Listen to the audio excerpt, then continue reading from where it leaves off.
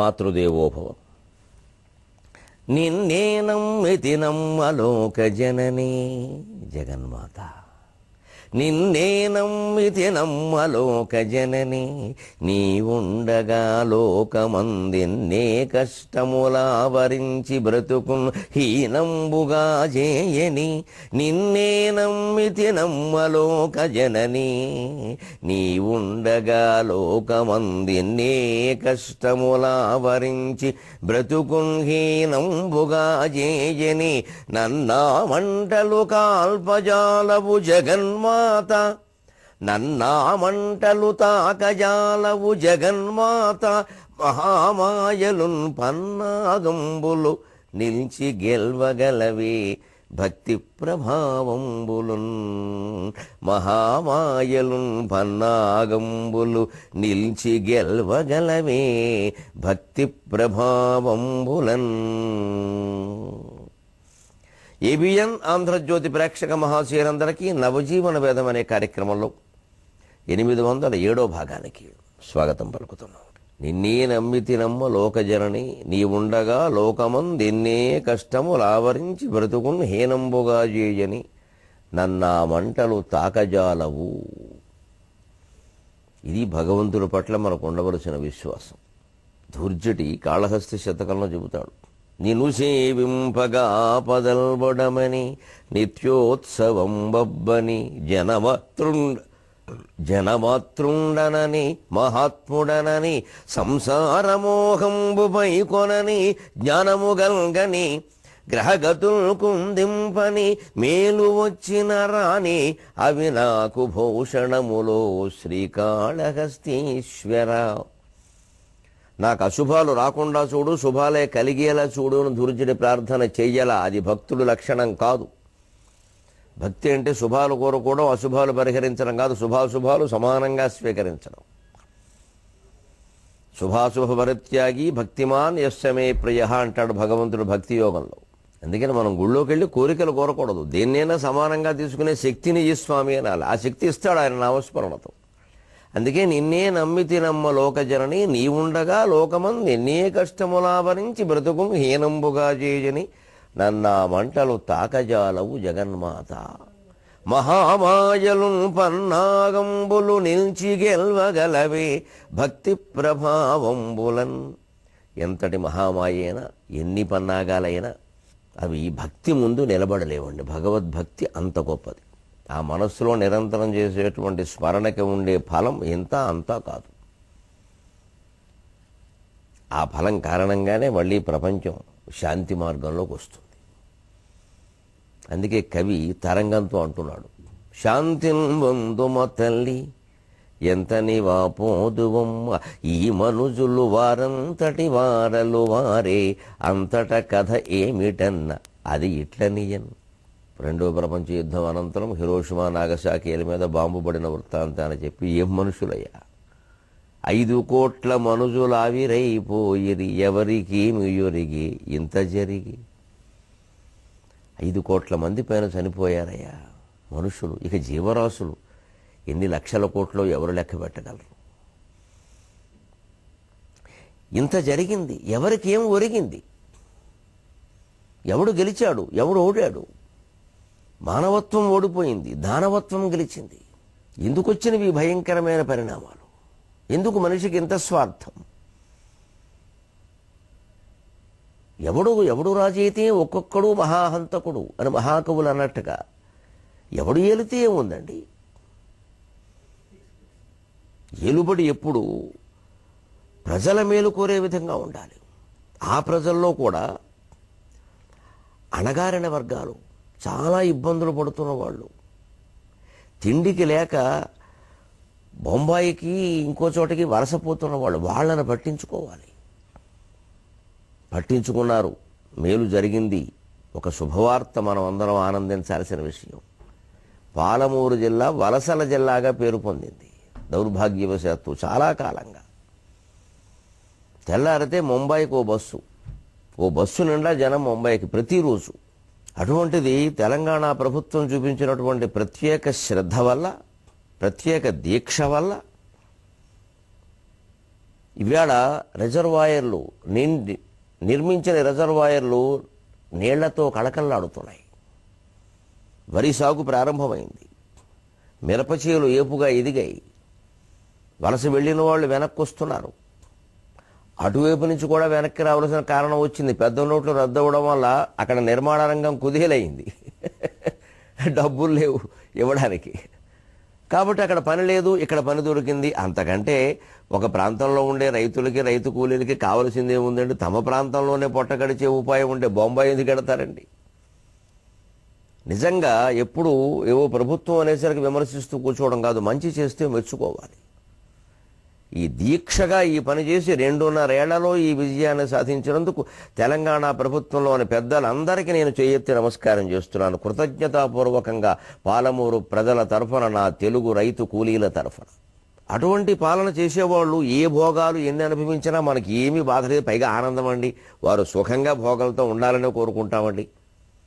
ఇప్పుడు ప్రజానురంజకమైన పరిపాలన ఎక్కడ ఉందో ఆ రాజు కుటుంబమో కొద్దిపాటి భోగాలను అనుభవిస్తే ఈర్ష్యపడ్డం అనేది ఈ దేశ ప్రజల్లో ఎప్పుడూ లేదండి. మా రాజు మహారాజులా ఉండాలనే పూర్వం కోరుకున్నారు ఎప్పుడు. అందుకే రాజును చూసిన కళ్ళతో మొగుడు చూస్తే మొత్త బుద్ధి అయిందని సామెత వచ్చింది సరదాకి. రాజు అలాగే ఉండాలి. రాజు హీనంగా ఉండాలని మనం కోరుకోకూడదు. రాజు నిరాడంబరంగా ఉండక్కల, రాజు అన్నవాడు ఆడంబరంగానే ఉండాలి. ఆయన రాజు అంతే. కానీ ప్రజలకు జరిగే మేలు జరగాలి. అలాంటి పరిపాలన జరిగి ప్రజలు శాంతిమయంగా ఉండాలి అంటే ముందు హింసాయుతమైన వాతావరణం అణిగిపోవాలి. పెద్ద నోట్ల రద్దు వల్ల ప్రధానంగా జరిగింది నకిలీ నోట్లు ఆగిపోయాయి, ఉగ్రవాదం తగ్గిపోయింది బాగాను. ఇప్పుడు శాంతియుతంగా ఉంది కాబట్టి తగిన ప్రణాళికలతో హాయిగా మనం విజయాలు సాధించవచ్చు. మానవ ప్రగతికి అన్ని విధాల ఏర్పాట్లు చేయవచ్చు. నిజానికి అన్ని వైపుల నుంచి ఇదివరకు చెడు దాడి చేసింది అనుకున్నాం. ఇప్పుడు అన్ని వైపుల నుంచి మంచి పెరగడానికి అవకాశాలు బాగా వచ్చాయి. మనం సంతోషించాలి సంక్రాంతి పండుగ సందర్భంగా. అందుకనే కవి అంటున్నాడు, చరిత్ర అలాగే ఉంటుంది, నీకు తెలియందే ఉంది. ఎంతని వాపోదుమమ్మ, ఈ మనుషులు వారంతటి వారిలో వారే. ఎవరు చెబుతారు వీళ్ళకి? వాళ్ళంతటి వాళ్ళు తెలుసుకోవాలి. కానీ సరే, ఆ తర్వాత కథ ఏం జరిగింది అంటే అప్పుడు అంటోంది తరంగా, అవునులేవయ్య, శాంతిన్ బందుటగాక చూపగల ప్రజ్ఞా ప్రాభవం వేమి తాన్ శాంతిన్ బొందె సమస్త విశ్వము శ్మశానం బంధు నిశ్చింతగన్. శాంతిన్ బొందుటగాక చూపగల ప్రజ్ఞా ప్రాభవం వేమి తాన్ శాంతిన్ బొందె సమస్త విశ్వము శ్మశానం బంధు నిశ్చింతగన్. అంతుం చూచిన కాని తోచదు కదా అన్వస్త్రమిట్లుండునా, అంతుం చూచిన గాని తోచదు కదా అన్వస్త్రమిట్లుండునా, అన్వస్త్రమిట్లుండునో శాంతంబున్ తెలియంగ వచ్చి, అన్వస్త్రమిట్లుండునో శాంతంబున్ తెలియంగ వచ్చి, తెలియున్ శాంతి ప్రభావం వికన్.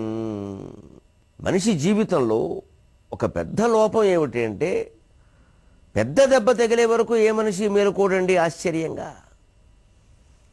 చిన్న చిన్న లోపాలు కనబడినప్పుడే తన బతుకును తాను సరిచేసుకుని పెద్ద గాయాలు తగలకుండా చూసుకున్నవాడికంటే మేధావి ఈ ప్రపంచంలో లేడండి. మేధావి అంటే వాడు మొత్తం కూలిపోయే వరకు ఆగి అప్పటి నుంచి మళ్ళీ పునర్నిర్మాణం ఎందుకు అంత గొడవ? అందుకే జీవితంలో ఎప్పుడు తప్పులు చేశాం ఏదో మనకి వైఫల్యాలు వచ్చాయని కృంగిపోకూడదు. ఒక వైఫల్యం ఒక పాఠం, ఒక తప్పు ఒక ఒప్పు కోసం మనం ఎక్కవలసిన మెట్టు. ఆ తప్పు జరగడమే మంచిది అనుకుందాం కాసేపు, ఎందుకంటే మనకు తెలిసి వస్తుంది. అదేదో అరుగుమించి పడినప్పుడే తెలిసి రావడం మంచిది కొండమించి పడ్డం కంటే. కోట్లు కోల్పోయినప్పుడు ఏడుస్తూ కూర్చున్న తర్వాత ఏదో మళ్ళీ రూపాయి పోగేసుకోవడం కంటే, రూపాయి బిళ్ళ జారిపోయినప్పుడే తీసుకుని కళ్ళకద్దుకునే అలవాటు ఉంటే జాగ్రత్తగా ఉండగలుగుతాం. ఆ రూపాయే కదా అంటే బాగా పెరిగాక ఆ కోటే కదా అనిపిస్తుంది. 100 రూపాయలు ఉన్నప్పుడు ఆ రూపాయే కదా అనిపించవచ్చు. 100 కోట్లు వచ్చాక ఆ కోటే కదా అనిపించవచ్చు. ఆందోళనలో కానీ ఆనందంలో కానీ తేడా ఏం లేదు, లెక్కల్లో తేడా అంతే. ఇదే మనిషి గ్రహించాలి పాఠం. అందుకని శాంతిని పొందుట కాక చూపగల ప్రజ్ఞాప్రాభవం ఏమి కవి. శాంతంగా ఉండని వేరే చెప్పలేక శాంతంగా ఉండకపోతే ఇంకేం చేస్తామయ్యా. ధాతుషు క్షీయమాణేషు శమ కశ్య నజాయితే. అన్ని ధాతువులు క్షీణించిపోతూ ఉంటాయి. చర్మము, రక్తము, మాంసము, ఎముకలు, కొవ్వు, మజ్జ, శుక్రము సమస్తము కూడా నిర్వీర్యం అయిపోతూ ఉంటే వృద్ధాప్యం వచ్చాక 80 ఏళ్ళు వచ్చాక శాంతించకపోతే ఇప్పుడు కోపగించి మాత్రం ఏం చేస్తారు? ఎవరి మీద కోపగిస్తారు? పెదవికి చీటి కోపం అని. పెద్దవాడి కోపం పెదవికి చీటి అనేవారు. ఇప్పుడు పెద్దవాళ్ళ కోపం కూడా అనవలసి వస్తుంది. పెద్దవాళ్ళ కోపం పెదవికి చీటే. ఎక్కడ వింటారు కనుక పిల్లలు. అంచేత చూపగల ప్రజ్ఞాప్రాభవం తాను శాంతిని పొంది సమస్త విశ్వము శ్మశానం పొందు నిశ్చింతగా. శాంతిగానే ఉందయ్యా, అందరూ పోయారుగా, ఇంక శాంతి కాకపోతే ఏముందమ్మా? శ్మశానం అయిపోయాక శాంతిగా ఉండాల్సింది. శాంతిని పొందుటగాక చూపగల ప్రజ్ఞాప్రాభవం వేమి తాన్ శాంతిని పొందే సమస్త విశ్వము శ్మశానం బంధు నిశ్చింతగన్. అంతుంజూచిన గాని తోచదు గదా అణ్వస్త్రమెట్లుండునో శాంతంబున్ తెలియంగ వచ్చే తెలియున్ శాంతి ప్రభావం వికన్. అంతును చూస్తే గాని ఎవరికి తోచదయా, జీవితాలు సరిచేసుకోరు. ఎంత దౌర్భాగ్యమో తెలియదు. పెద్దవాళ్ళు చెబుతున్నా తెలియదు, అనుభవజ్ఞులైన వాళ్ళు చెబుతున్నా వినరు. ఉన్న ఎకరాలన్నీ అమ్మేస్తే కానీ ఈ సొంత వ్యాపారాలు మానరు. ఎక్కడో చోట ఉద్యోగం చేసుకుంటూ సుఖంగా ఉందామని అనిపించదు. అర్హత లేనివాడు, నడపడం లేని చేతకానివాడు, సమర్థత లేనివాడు వ్యాపారాలు పెడతాడు. అలాగే ఉద్యోగానికి పనికిరాని వాడు, బద్ధకస్తుడు ఉద్యోగంలో చేరతాడు. వాడు నష్టపోతాడు, సంస్థ నష్టపోతుంది. అసలు పనికి అది వ్యాపారమైనా, ఉద్యోగమైనా, వ్యవసాయమైనా, ఏదైనా దానికి తగిన సామర్థ్యం సంపాదించుకోవాలనే ఆలోచన లేకపోతే ఎలాగండి? ఏదో కనపడింది చేరిపోదాం, ఏదో అనిపించింది చేసేద్దాం, అంతేనా? కాస్త ఓపిగ్గా, కాస్త దూరదృష్టితో, కాస్త సమన్వయ ధోరణితో ఆలోచించి ఇది మనం చేయగలమా, ఇది మన వల్ల అవుతుందా, మన పెద్దల్లో ఎవరైనా చేశారా, వాళ్ళు ఎలాంటి పరిస్థితిని ఎదుర్కొన్నారు, మళ్ళీ మనం ఎందుకు అందులోకి దిగడం అని ఆలోచన చేయొద్దా? ఒక ఉద్యోగంలో చేరే ముందేనా, ఒక వ్యవసాయం సరే ఎప్పుడు ఉండేదే అలవాటు పడింది. పోనీ అదేనా? ఏదో మొండిగా ఉంటే ఎలాగండి? కాలాన్ని బట్టి కదా పంటలు వేసుకోవాల్సింది. వానలు ఎక్కువ పడతాయా, తక్కువ పడతాయా, పంచాంగంలో ఏం చెప్పారు, ప్రకృతి శాస్త్రజ్ఞులు ఏం చెబుతున్నారు, దాన్ని బట్టి ఏం వేసుకోవాలి, ఏం చేసుకోవాలి, ఎప్పుడు ఉడుచుకోవాలి, కాస్త ముందా వెనక, ఇవన్నీ చూసుకోవద్దు వ్యవసాయానికి మాత్రం. అలాగే వ్యాపారం పెట్టాలనిపించి ఎంత పెట్టుబడి పెట్టాలి, అంతా ఒక్కసారి పెట్టేస్తే ఎలాగా? దశలుగా పెట్టే అవకాశం ఉందా? పెట్టింది మళ్ళీ వస్తుందా? రాని దానికి ఇదంతా ఎందుకు? రూపాయి పన్ను వసూలు చేయడానికి రూపాయిన్నర ఖర్చు పెట్టేటైతే పన్ను వసూలు చేయకపోవడమే మంచిది. పన్నులు వసూలు చేయలేదని వాళ్ళైనా ఆనందిస్తారు. అంతేగాని 100 రూపాయల పన్ను కోసం 150 రూపాయలు ఉద్యోగస్తుని పెడితే ఇంక పని ఎందుకు? ఈయనకి 50 రూపాయలు ఎవరిస్తారు? ఈయనకి ప్రభుత్వం వసూలు చేసే పనులు రకరకాలు ఎలాగే ఉంటాయండి. మొత్తం ఈ ఉద్యోగస్తులందరూ ఎందుకంటే రకరకాల పనులు వసూలు చేయడానికి. పనుల మీద వచ్చే ఆదాయం కంటే వీళ్ళ జీతాల ఆదాయం ఎక్కువ. పనులు అంత మాత్రం చేత మొత్తం ఉద్యోగాలు తీసేస్తే గొడవ ఉండదు. పనులు లేవనుకుంటారు ప్రజలు సుఖంగా. ఆ లెక్క ఎప్పుడు చూసుకోవాలి. అసలు మొత్తం ఉద్యోగులు వాళ్ళకి ఇస్తున్న ఏటా పెరుగుదలలు, అలాగే వాళ్ళ పింఛన సదుపాయాలు ఇవన్నీ కలిపి ప్రభుత్వానికి అవుతున్న ఖర్చు కంటే ఎప్పుడు పన్నుల ద్వారా వచ్చే ఆదాయం ఎక్కువ ఉంటే సరిపోదండి. ఎంత ఎక్కువ అది కూడా తేలాలి. లేని దానికి ఎంతమంది ఎందుకు? వ్యక్తి జీవితమైనా ప్రభుత్వమైనా చూసుకోవాల్సిన వ్యవహారం అది. ఇదే కాస్త శాంతము, ఓపిక, దూరదృష్టి, కాస్త ఆలోచించడం ఇలాంటివన్నీ లేకపోవడం వల్లే పూర్వాచారాల పట్ల మనకి ఒక అభిమానం అనేది లేకపోవడం, పూర్వుల్ని చిన్న చూపు చూడడం, వాళ్ళకేం తెలుసు అన్నట్టుగా. దీనివల్ల తాత్కాలిక సుఖాల కోసం మనం దేవులు ఆడుతూ శాశ్వత శాంతిని కోల్పోతాం. ఆ తాత్కాలికమైన పౌరుషాలు, అభిమానాలు రెచ్చగొట్టుకుని వాడిని వాడే రెచ్చగొట్టేసుకుని తన తోక తానే తొక్కుకున్న పాములాగా బాంబులు వేసేసుకోవడం. ఏమైపోయింది? అంతుని చూచిన కానీ తోచదు కదా. అణ్వస్త్రం ఎట్లుండునో శాంతంబును తెలియంగా వచ్చి తెలియని శాంతి ప్రభావం వికన్. అంది తరంగం. ఎలా ఉంటుందో తెలిసింది కదా, ఇక తెలుస్తుందిలే శాంతి ఎలా ఉంటుంది. ఇక తెలియక ఏమవుతుందండి. అందుకే జీవితంలో ఎప్పుడు మనం గ్రహించాలి, తొలి దశలోని, కనీసం మలి దశలోని రాబోయే ఆపదల్ని గుర్తించాలి. దూసుకుపోవడం కాదు. తప్పనిసరి యుద్ధం వస్తే యుద్ధరంగంలో కత్తి పట్టుకుని నిలబడితే ఆ దూసుకుపోవడాలు వేరు. అంత పరిస్థితి లేనప్పుడు మనం ఎందుకు కాలు దువ్వాలి కయ్యానికి?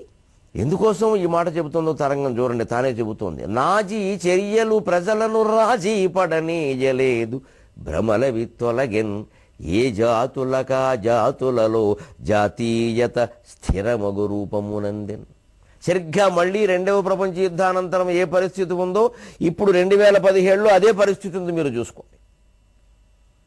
అందుకే కావ్యాలు కలకాలం నిలబడతాయి. కవిని గన్న తల్లి గర్భంబు ధన్యంబు, కృతుని జంతువాడు మృతుడుగాడు, పెరుగుతోట కూర విఖ్యాత పురుషులు, కవిని వ్యర్థజీవిగాదలంత్రు అన్నాడు మహాకవి జాషువా.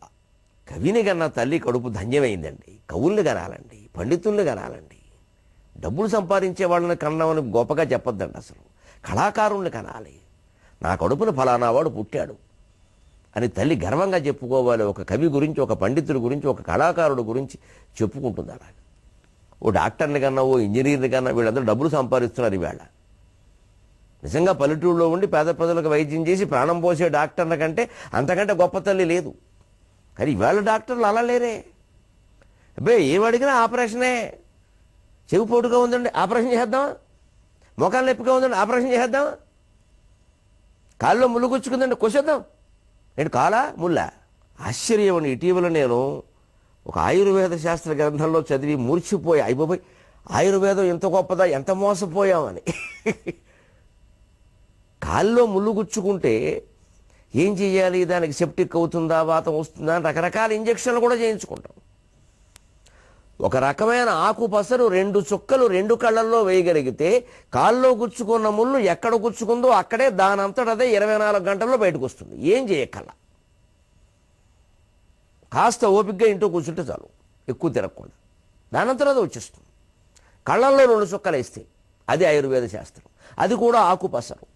వీపు మీద రాచపుండు, రాజయక్ష్మ అనేవారు, భయంకరమైన రాచపుండు వేస్తే ఒక రకమైన ఆకు పసరు దాని మీద మొత్తం పట్టుగా, ఆ పుండు వేసిన చోట వీపు మీద ఇలా పట్టుగా రాస్తే 27 రోజుల్లో సరిగ్గా పెచ్చు ఊడొచ్చినట్టు ఊడొచ్చేస్తుంది. ఒక వనమూలికతో చేసే వైద్యం అది. ఆ వనమూలిక రసాన్ని పెచ్చు ఊడొచ్చినట్టు వస్తుంది. అప్పుడు మళ్ళీ అదే మూలికని నూనెలో కాచి దాన్ని ఇలా పైన ఇలా ఆరారగా ఆ పెచ్చు మీద రాస్తే మొత్తం మానుబట్టి మచ్చగట్టేస్తుంది. అంత గొప్ప వైద్యాలు మనకున్నాయి. తప్పనిసరి అయితే తప్ప ఆయుర్వేద వైద్యం ఉండే రోజుల్లో శస్త్రచికిత్సలు చేసేవారు కాదు, ఇంజక్షన్లు వాడేవారు కాదు. మనం ఏదో అనుకుంటాం కానీ శస్త్రచికిత్సకి సూది మందుకి పెద్ద తేడా లేదండి. ఇంజక్షన్కి రక్తంలోకి వెళ్ళడం అనేది జరిగాక సూది అయినా ఒకటే, కత్తి అయినా ఒకటే, దాని ప్రభావాలు ఒకలాగే ఉంటాయి. నారకురుపుకు సైతం ఓపికగా వైద్యాలు చేసేవారండి. వైద్యం లేని నారకురుపుకు సైతం ఆయుర్వేదంలో వైద్యాలు ఉన్నాయండి, మందులు ఉన్నాయండి. గొంతు మీద పుండు అయితే పాదరసపు పొడిని నవిలించేవారు, వాసన చూపి పాదరసపు పొడిని పీల్పించేవారండి. గొంతులో పుండు తగ్గిపోయేదండి. అదిగో అటువంటి ప్రజలకు ఉపయోగపడేటువంటి చౌకగానే లభ్యమయ్యేటువంటి మందులు కనిపెట్టగలిగిన పరిశోధనలు జరిగితే అటువంటి వైద్యులు తయారైతే ఆ వైద్యుడిని కన్నా తల్లి గర్భం ధన్యమేనండి. కవిని కనడం కంటే గొప్ప విషయం అండి. కానీ కేవలం వ్యాపారం చేసేవాళ్ళును విదేశాల్లో ఉండి సంపాదించే వాళ్ళే తయారవుతున్నారు. ఇటువంటి వాళ్ళకంటే ప్రజాక్షేమాన్ని కోరే కవి నయం కదా, పండితుడు నయం కదా, గాయకుడు నయం కదా. కనీసం మనశ్శాంతిగా ఓ పాటైనా పాడతారు వాడు. ఎందుకంటే ఇది చెబుతున్నాడు. ఎక్కడికక్కడ చూడండి. నాజీ చర్యలు ప్రజలను రాజీ పడనీయలేదు, భ్రమలవి తొలగెన్. అప్పటిది ఇప్పటికి నిలబడిందండి ఇదే పరిస్థితి. అప్పుడు హిట్లర్ నాజీ చర్యల కారణంగా ప్రపంచంలో అన్ని దేశాలు కూడా ఎలా ఆలోచించాయంటే ఇలాగే జాతీయవాదాల పేరు మీద కొంతమంది మూర్ఖులు తయారవుతారు. జాతీయవాదం ఆ జాతికి మంచిదే. ఇక ప్రపంచంలోనే మా జాతి లాంటి జాతి లేదంటే అంతకంటే మూర్ఖత్వం మరొకట్లేదు. మన జాతి హీనమైనది అని మనమే అనుకోవడం ఎంత మూర్ఖత్వమో, మన జాతి ప్రపంచంలో అన్ని జాతుల కంటే గొప్పది అనుకోవడం అంతకంటే మూర్ఖత్వం. ప్రపంచం అనేక జాతుల్లో మన జాతి ఒకటి. దేని గొప్పతనాలు దానికి ఉంటాయి. ఎంత జాతీయవాదమైనా అక్కడ ఆగిపోవలసింది. ప్రతి దాంట్లోనూ భారత జాతీయ గొప్పదనం కూడా మూర్ఖత్వమే. ప్రతి దాంట్లోనూ భారత జాతీయ ఆచారాలు తప్పుడైనవి అనడం ఎంత మూర్ఖత్వం, ఇదే అంతే మూర్ఖత్వం. ఏదైనా అహంకారం ఏది.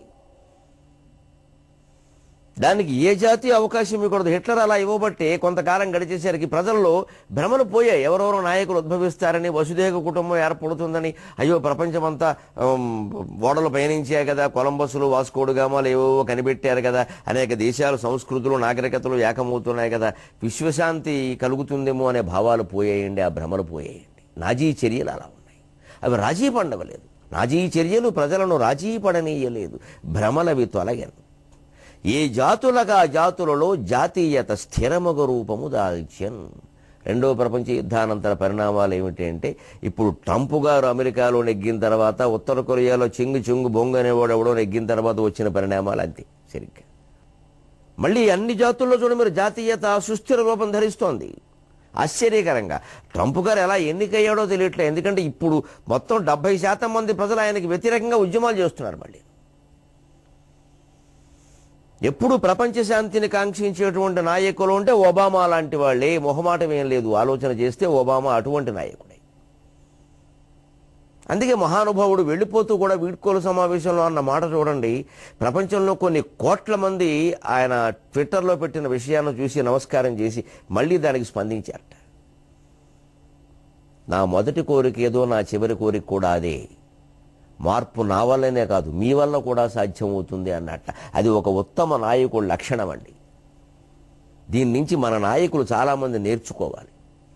ఈ మధ్య పార్టీల నాయకులు సైతం ఎలా తయారయ్యారంటే, మా పార్టీ ద్వారా సాధ్యమైంది, మా ప్రభుత్వం ద్వారా సాధ్యమైంది అనలేదండి.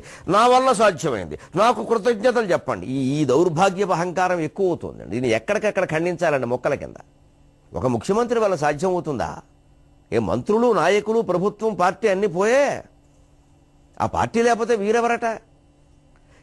అదే పార్టీలో మళ్ళీ అందరికీ విసుగు విరక్తి కలిగిస్తుంది. ఈ మాటలే కలిగిస్తాయి. పార్టీలు చీలిపోవడానికి అవే కారణం అవుతాయి. ఇటువంటి మాటలు పెద్దవాళ్ళ నోట రాకూడదు. ఒబామా నుంచి నేర్చుకోవాలి. ఈ ఒబామాలందరూ ఆ ఒబామా నుంచి నేర్చుకోవాలి.